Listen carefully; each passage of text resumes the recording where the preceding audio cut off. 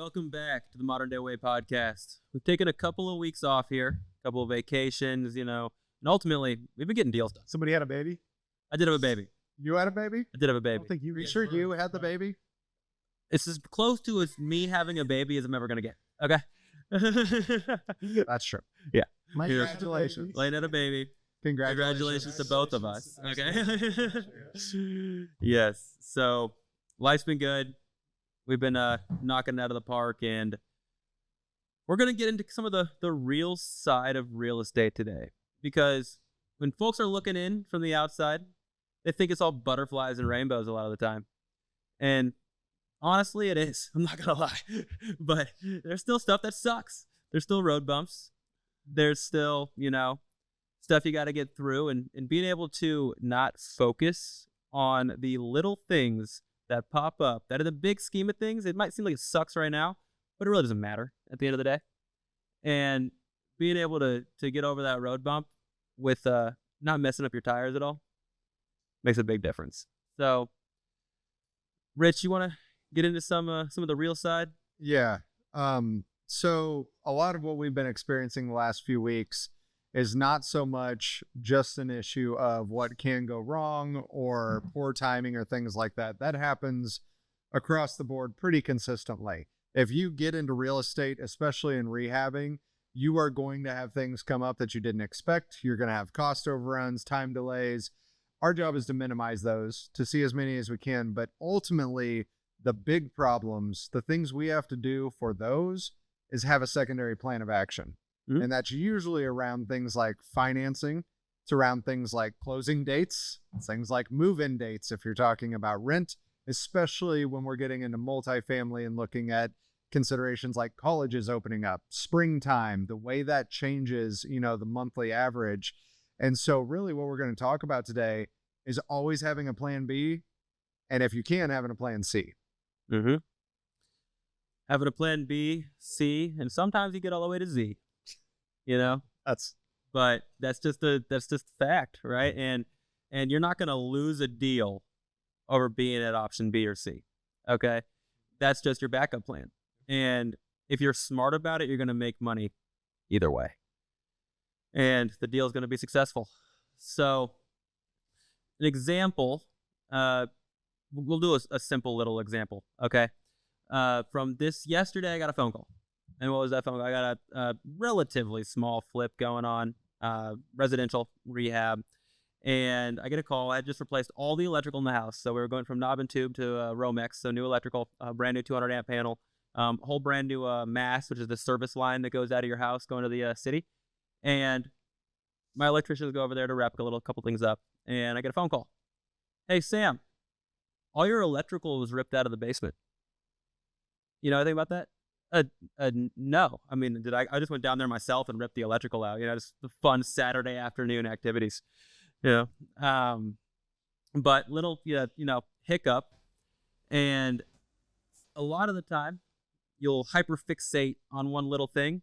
And while you're hyperfixating on that one little thing that sucks, you might miss a deal you could have got. You might miss an opportunity that came right in front of your face, but you were too worried about one little thing to actually grab it and take, advantage of what you're doing. And so ignore it. Go fix the electrical, guys. Not a problem, right? Not a problem. Make sure everything's locked up as it should be every time you leave the home. And we got cameras out there. Is it worth filing a police report? Probably not. Probably not. No. The answer to that question is no. It's really, really not. If it's, a $300,000 electrical service in a commercial building, different conversation. Yeah. But would it take you the same amount of time to file that police report on a $300,000 commercial building as it would, and we're talking about $300,000 in electrical here, $300,000 in electrical in a commercial building or $6,000 on a residential building? Well, part of that too is nobody is breaking in. I shouldn't say nobody. Generally speaking, people are not breaking in and able to steal $300,000 worth of electrical because that would take box trucks, right? We're not talking about somebody that pulls up in an alley with a pickup truck and tries to rip out some copper or some electric. Those are very different things that require very different intentionality and ability to them. So let's talk a little bit about, does this change anything how you operate? does it, is Security there any cameras. consideration on security cameras or sensors or anything else that just throws out an alarm? Is it worth spending the one-time fee of whatever it is, $600, $800 for those systems, and rotate them through your projects so that if somebody does break in, it is a deterrent, or it's caught on tape, or, you know, something goes off as an alarm and they take off, and you don't have, because the $6,000 is one thing. But the other thing is, you know, let's say that's a week of work to coordinate, redo, and put back in. You lose a week on hitting the market. That does have an effect depending on what Absolutely. time of year it is and things like that, right? It does. Still, there's a ripple effect to that. Yeah. There's absolutely negatives to that, and security cameras do make a difference. Now, in this case, it wouldn't have. And I mean, I put security cameras up on projects a lot of the time, location dependent. Yeah. On those, and this one sits right between Richmond Heights and Clayton. Sure. And so, did I have a camera in the front? Yeah. Did I have a camera in the back? No. Yeah. So, should I put a camera in the backyard? Yep, that's on me. Now, it sucks, right? Yeah. It does on a surface level. Now, in the whole scheme of things, it's not a big deal. Yeah. And I mean, that's just one small example from this past week. I mean, we like that actually might be the most minute one of the of the past. Yeah, I know, right? Yeah. Higher level than Yeah. this. Yeah. So ultimately, it may make sense to invest in something really cheap that has a loud alarm on it or something that's a deterrent, right? But it's not greatly going to change how you approach these deals or how you approach monitoring them. Things like security cameras generally a good idea. Other than that, some stuff is just going to happen. Let's talk about the next thing. You just said we had 3 other things happen this week. Let's get into number 2. Which one is that? Which one is number 2? Let's go in and let's go into my deal, that the house we're purchasing and what happened 3 days ago. Mm-hmm. Right. So we had an extended due diligence period because the seller had requested 60 days to move out. We said, that's fine. We've got time to come into this house. We spent 6 weeks making sure that the financing company had everything they needed, right? And Sam was on the message train. In the morning, we got a message that said, should be closed today on the hard money side. And we were a week ahead of closing on the house, right? 4 hours later, we get a message that said they completely missed the fact that it was previously a duplex and was changing to a single family, although that had been in the paperwork the entire time. And we're now not willing to do the project without a $100,000 additional down payment. It was not previously on the table. Killed the deal instantly, right? I'm not the lender. I don't know if it killed the deal because we fixed it 4 hours later. No, that specific item would have killed the deal. Typically. So the piece here is the only reason there's a solution is because just like not only having one plumber, not only having one electrician, if somebody gets busy, God forbid somebody dies and the company closes, you have to have options. So we had no less than 3 other lenders that we went to within a 24-hour period to figure out who would be the best solution to get this turned around quickly and was the most likely to be able to get it closed, right? And all 3 said they'd do it. And all 3 said they'd do it. 2 of them for a great price, 1 of them for an okay price. Sounds about right. And that's why we have options. Yep. Awesome. And always having a plan B. And that's why I always tell lenders, hey, look, I need to know 7 days before closing on if this is going to close or not. Oh, yeah. And I need to, so a lot of the time I'll tell them closing is actually 7 days before it really is. That's right. You know, and you've seen me do that how many times now? I understand. And it saved the day twice in the last month. Yep. Right? It saved the day twice in the last month where, you know, a lender said, hey, we'll pull this off. They don't. Okay, that's fine. I can get money in 7 days. Yeah. You know what I mean? Yep. I mean, a lot of people want to give me this money. Right? It's they're making money on the money. I wouldn't do the project unless I made money. Yep. And if you got relationships and people know your track record, then they're going to want to give you money. Speaking of wanting to give you money and situations like that, Ben, can you speak a little bit to, are there drawbacks specifically in the hard money situation to going fully down the road with 2 different lenders just to make sure one actually sticks and doesn't pull back at the last minute?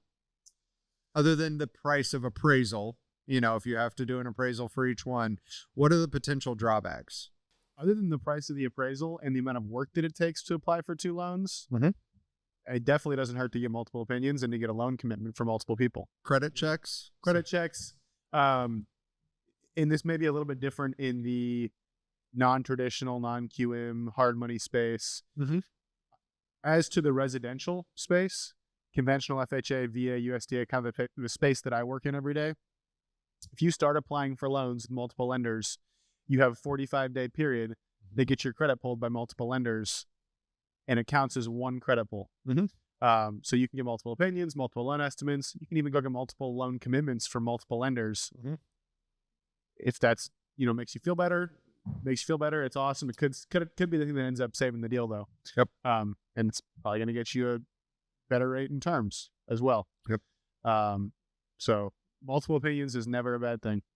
The only caveat to that is when somebody pulls your credit, they see who else has pulled your credit. Correct. And so if you shop too many people, or if you shop the same people against each other regularly, and somebody's not getting that deal, they're going to stop trying to work with you, right? And so when people pull our credit, they will reach out to us and they say, what is this? What is this? What is this? Tell us what these were for. Usually that's to make sure you're not getting a second loan simultaneously and trying to double dip and create a problem. But generally, it also allows them to see if you're trying to shop this around at the same time. Yep. So when you fill out one of the things you're required to do when you're applying for a mortgage is fill out a credit letter of explanation. It's a copy of your credit report, shows who's pulled your credit recently. You have to fill that out and say why you got your credit pulled, and if you've opened up any new lines of credit. Like you said, the primary reason for that is to make sure we're not going to, see a new loan pop up on credit monitoring that spikes the DTI 7 days before closing. Yep. The second reason for that is, if you're shopping from 7 different lenders, we'd like to know that, before we put 2 weeks of time and underwriting and all that into the equation. But overall, when it comes to shopping lenders, all you're doing is giving yourself multiple options, especially if you do it the right way and you get your credit pulled within a 45-day period.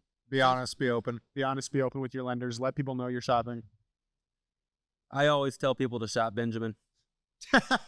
I'm not going to lie. And it builds immediate trust, as it should. That's And where do they end up working? With Benjamin. Yep. And that's just, the real side of real estate. Okay? If you're honest and you're transparent, with your clients, with the people you're working with, no matter what business you're in, and I'm going to say that again, you're honest and you're transparent throughout the entire process, and you're fighting for their best, will, best needs, for their best interest at the end of the day.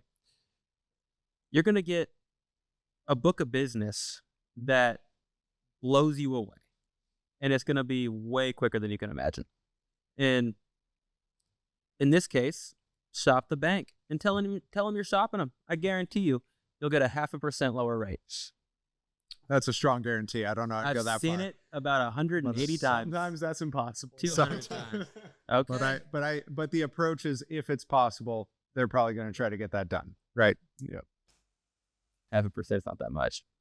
If it's a high loan amount, that could be 10 grand in buy down.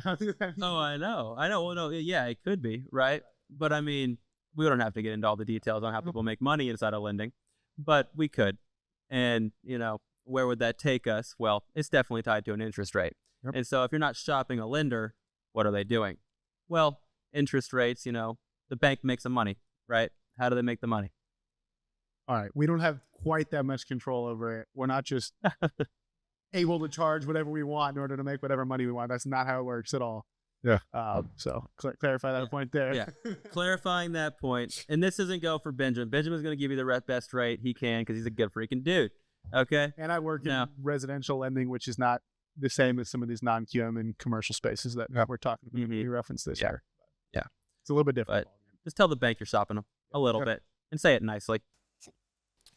Yeah. So speaking of shopping people, let's talk a little bit about a commercial deal that we've been shopping some capital around on, and how we try to make sure that we're being open and honest with people we're talking to. Every capital partner we've discussed this with, we've shown this to multiple capital partners, and we start at the same level for every person we show it to, right? We don't go to one guy and say, well, I think we can get a better deal with him, and then we're going to give this guy a higher number and this guy a lower number.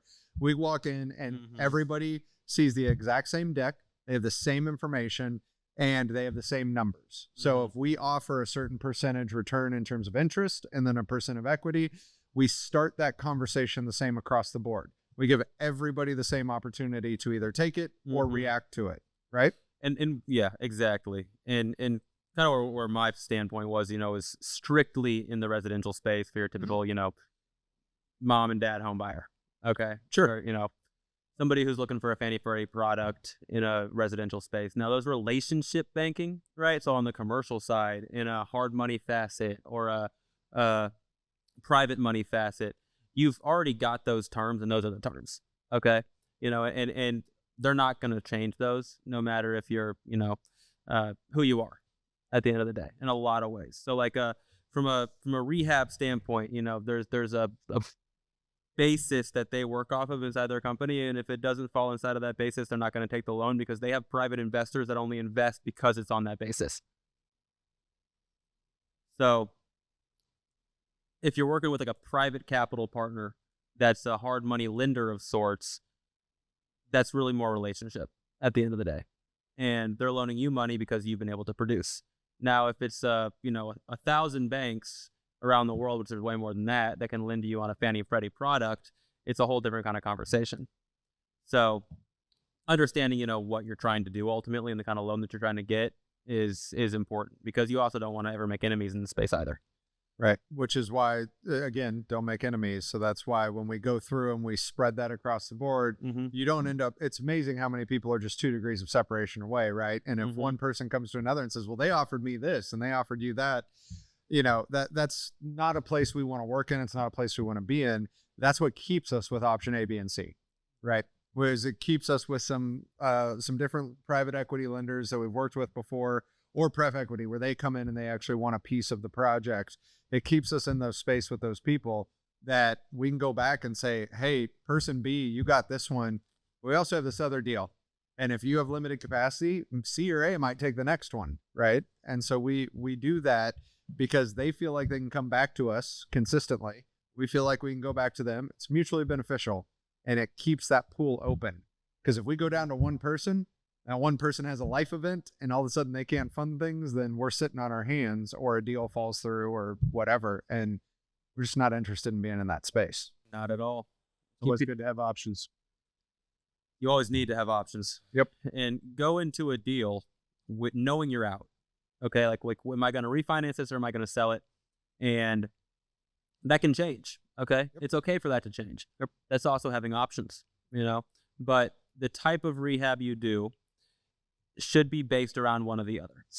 Now, in specific scenarios, and that's one of the conversations I've been, thinking about, and we've talked to Benjamin a couple of times about it. I rehabbed a property that I could really do one or the other with recently, but having a plan that you go into the property with, and if things do, go a little south in the renovation, but your comps, because a lot of the time you have more control over an appraisal than you do a sale at the end of the day. Okay. Now, the way that you have control over that appraisal is based off the other comps. Now, the market may have shifted a little bit because of the time of the year it is. Now, those comps are still standing from when the market was hot. And so if you need to refi out of that and sell it in a few years, you should know that before you go on the market and are sitting there for 75 days. And basing it off of the statistics and seeing how the market's, ultimately functioning at that time will help you make that decision as you finish up your project. Yep. And on a traditional trajectory, now, the market fluctuates. We all know that.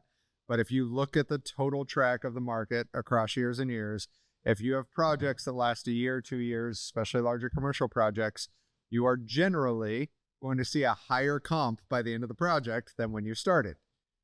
There are exceptions to that. But if you follow year after year in real estate, that's the general consensus, right? Certain areas are going up 5% a year. Some are going 8%. Some are a little bit smaller than that. Really depends on location, but generally they're all moving upward. That's how inflation works, right?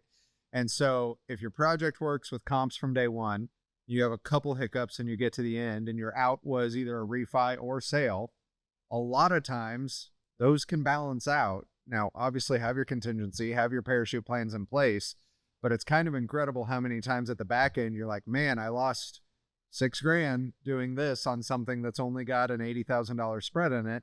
By the time the project gets done, you had a small spike. It eats that pretty quickly. Mm-hmm. Right? Mm-hmm. Absolutely. And knowing the demographic of the home buyer. And so if a project takes a little bit too long and now you're towards the end of summer and you should have been in spring when you sold that because it's a family home. Yep. And families are shopping springtime. Yep. Well, you might want to refi out of that, use it as an Airbnb, use it as a midterm rental, use it as a long-term rental for a family that might be just misplaced, and sell it in 24 months or a year. Yep. Okay.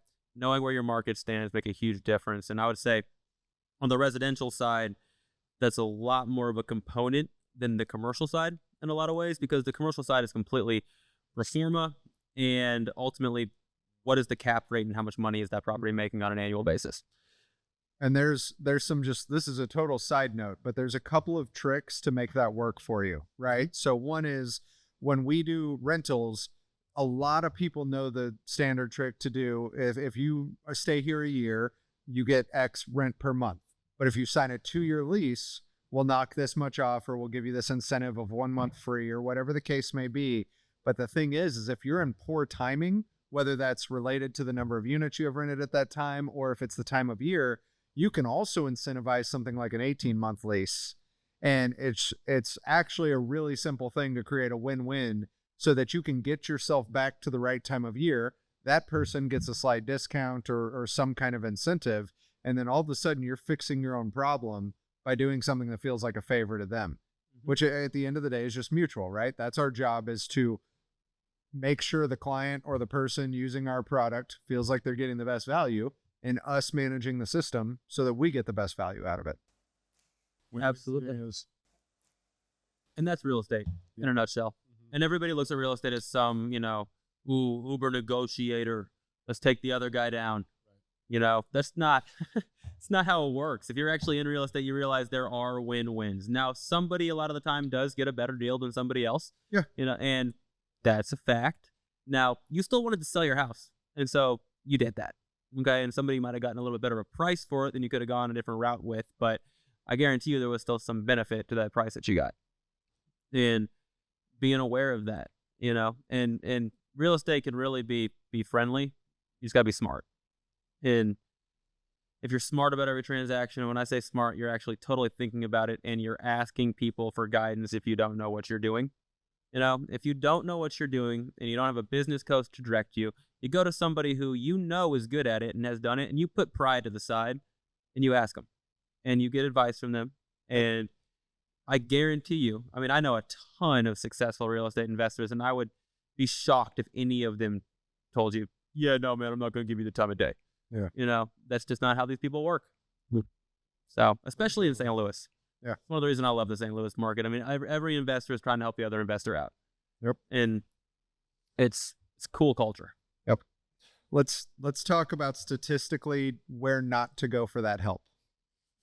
So the number of times I have seen somebody, and it's not that you don't use your relationships and your contacts to do things in the business world, but the number of catastrophes we have come in on the back end and had to bail somebody out in the sense of buying it for way less than they did, right? Things of that nature, come in and have to charge them twice as much as we would have because someone else messed up the beginning of the project, et cetera, et cetera. The number of times I've had the conversation of, well, this is my cousin's best friend, or this was my uncle who used to do this 20 years ago and said he could take care of it, or, and this is a really hard one for some people, but I met this general contractor at church, so I trusted him. Tell me how many times you've heard that story. Don't get me started. Don't get me started. Go to the people who you are seeing being successful doing the thing you're trying to do, get their input. Mm-hmm. And if you just want to sell it to me for less than what you bought it for, I'll do that too. I just, the thing is but I'll also answer your question and help you if you ask. Well, yeah, we don't want people to be in that position if they don't have to be. Absolutely not. There are times where places fall into dilapidation. There's out-of-state investors. There's probate. There's all of these things. We will happily work in a market where something has just been disheveled and left to rot. We will bring those things back to life. That's our favorite thing to do.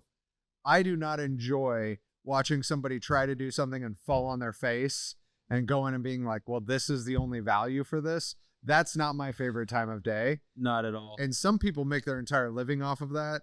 It's just not how we really work. Okay. Put this into perspective. 3 times in the last 12 months have I bought properties that somebody else walked in.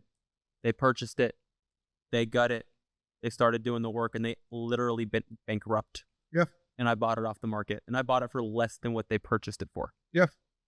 And Yeah, use got that it, information. rehab. Yeah, use that information as a sign to learn about what you're doing before you jump into it. Yep. And sheesh, it's sad, you know? Like I wish I could have helped those people before I had to buy that house from them, you know? But really the bank bought it from the bank at the end of the day because they were foreclosed on. So Well, maybe at some point we will. Oh, I'd be happy to. Maybe at some point. Well, we've teased the idea of opening up some coaching venues and things like that for people that are specifically trying to get into this world. So maybe at some point that's something we'll be able to offer. And it's not at the moment. Sorry. No, it's not. But at some point, we would love to see more people succeed at this, right? That's ultimately something that we want to see around our neighborhood, around our city, you know, around the world would be great. But let's start here. Absolutely. Don't just hire any coach either. Yeah. Not the one that pops up on Facebook under Facebook ads. Yeah, right? Oh, he's going to be the best. You know? Yeah, that guy. And yeah, hire the coach that doesn't need to be the coach, but wants to be the coach. And when I say that, it's typically somebody who's already made it and they're working 5 hours a week because their systems and structures are so dialed in. That's all they have to do. And now they just want to give back. You hire that coach. You hired the coach that almost didn't want to be the coach, which to me feels like the George Washington president thing where they said, please be our president. And he said, no, thank you. They said, no, really, please do this. Shout out, Ron. Shout out to Ron. Should we get back to some more ways that real estate transactions begin to get derailed? You want to talk through scenarios C and D from this week or anything else? Yeah, let's do the final conversation that I had 2 days ago, which is your project is mid-project, right? You've got things scheduled out. You reach out to whoever, let's call it a plumber in this situation, and say, okay, I need you to come back in and do your finish. I'm about 4 weeks out. And they say, sorry, we're booked at 8 right now. Well, that's not a good thing, right? You can't take another month of hold costs. You've got somebody who's already halfway through the job and on a permit. Now, relationships can help with those things. But if you don't have that solution, what do you do? And the answer is sometimes you have to get a little creative. Sometimes you have to work out a deal with that business. Sometimes you have to do something totally unique and ask them if you can bring in additional labor for them. But ultimately, there are going to be things like nobody expects to say, okay, we're mid-project and I can't get you back with 4 weeks notice on something that you were planning to have come up in the near future, right? So trying to be incredibly organized with schedules, make sure they know the general time frame. In this case, they did, but it's, those things happen because certain times of year, certain trades get absolutely slammed. This is the HVAC time of year, right? The middle of the summer, when everybody's cooling goes out and they're swapping systems everywhere, all of a sudden they're way backlogged. So being aware of how trade sequence works, how it's affected by time of year is really important. And always making sure that you've got a backup plan. It's a big part of what we do every day. It absolutely is. And the larger the project, the larger the problems. One of us has a very large project going on right now. The larger the project, the larger the problems. And we got we have a lot of large projects coming up. Yep. And I'm sure there's going to be large problems. Yep. Now, I've added some gray hairs over the last couple of years for sure. That's why I shaved the size of my head. Fair enough. Yep. Yeah. So planning ahead, expecting the unexpected, and ultimately walking around with a smile on your face. Keep your resources and your people happy. Because when you need that favor, when you need that person to be flexible, if you were the guy that worked with them and they see as a beneficial client, they're going to be a lot more willing to bend to you. If you were the guy that beat them down for $150 on Bryce and you ask them for a favor, they're going to say, sorry, I've got other people that I need to take care of. Absolutely. Well, thank you guys for tuning in. That's the real side of real estate. Tune in next week.